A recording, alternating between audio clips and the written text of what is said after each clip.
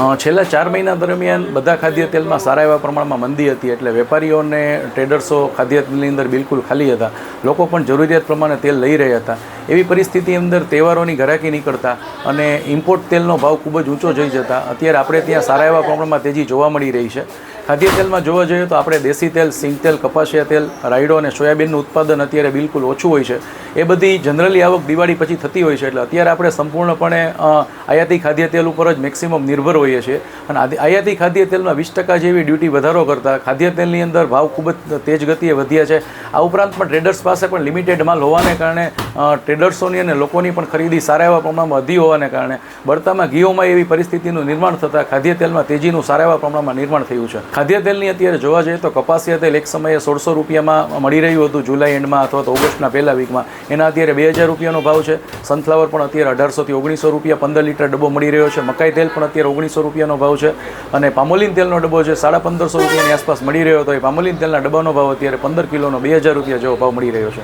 ખાદ્ય તેલની અંદર અત્યારે પરિસ્થિતિ સાઇડ તેલની જોવા જઈએ તો અત્યારે કપાસ તેલની બિલકુલ આવક નથી. આગામી સમયમાં પણ કપાસ તેલની અંદર કપાસિયામાં 11 લાખ હેક્ટર જેવું વાવેતર ઓછું થયું છે અને આગામી સમયમાં પણ આપણને દિવાળી પછી પણ કપાસિયા તેલનું ઉત્પાદન લિમિટેડ પ્રમાણમાં મળી શકશે એવું અત્યારે દેખાઈ રહ્યું છે. આ ઉપરાંત ગવર્મેન્ટે જે ડ્યુટી વધારી છે એ ડ્યુટી વધારાના પૈસા ગવર્મેન્ટ એમએસપીના ભાવ વધારામાં લાગુ કરશે. આ ઉપરાંત એમએસપી પણ પૂરતા પ્રમાણમાં ગવર્મેન્ટ દેશી તેલીબિયા તેલની ખરીદી કરશે. એને કારણે આગામી સમયમાં પણ ખાદ્ય તેલની અંદર ભાવ ઘટી શકે એવી શક્યતાઓ બિલકુલ નથી. આપણા કૃષિમંત્રી જનરલી એવું કહેવાનું હતું કે ઇમ્પોર્ટ ખાદ્ય તેલ આપણા દેશી ખાદ્ય તેલ કરતાં નીચા ન હોવા જોઈએ એવું એનું માનવું હોવાને કારણે ખાદ્ય તેલની અંદર ઇમ્પોર્ટ તેલ ખૂબ જ નીચા હોવાને કારણે અને દેશી ખાદ્ય તેલમાં ખેડૂતોને ખૂબ નુકસાની જતી હોવાને કારણે ખાદ્ય તેલમાં ડીટીનો વધારો કરવામાં આવેલો છે. સંગ્રહખોરીની પરિસ્થિતિ જોવા જઈએ તો આપણે ઇમ્પોર્ટ તેલ ઉપર જ અત્યારે આપણો દેશ 65% જેટલી આપણી તેલની જરૂરિયાત ઇમ્પોર્ટ તેલ ઉપર આધારિત છે.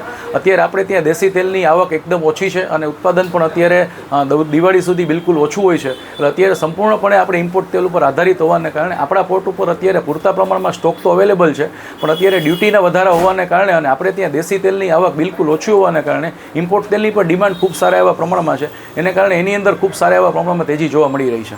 સાંજ સમાચાર ફેસબુક પેજને લાઇક કરો, વિડીયો શેર કરો અને વધુ વિગતવાર સમાચાર માટે sanssamachar.net વિઝિટ કરો.